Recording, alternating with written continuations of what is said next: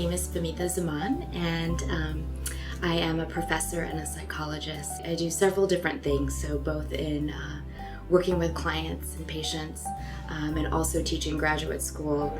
My day is very busy because it is varied, because it is so busy. It does require me to have a lot of energy and be able to maintain throughout the day. One of the biggest distinctions that I have felt is really a fluidity. I'm much more permeable, so I'm able to kind of shift in from one role to the next with a great deal of ease and not as much tension or stress, and definitely a higher level of energy. For me, there's been a huge shift. I have always been a fairly joyful person, but I would say the frequency in which that joy is experienced is far greater now than it ever has been. So, I am able to do my daily tasks in a much different way. So what used to be mundane and dreaded is now done with a different level of energy and a higher spirit, and with a lightness that I didn't experience before. Sure, yeah. I found Sadhguru to be refreshing.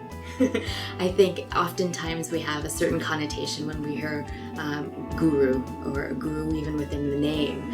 And so the bearded Indian kind of fit that description, but his liveliness, his humor, his empathy, his ability to connect, even through a technology mode, or a mode that one would, I think, naturally find to be impersonal, it was far more personal than I would have ever expected.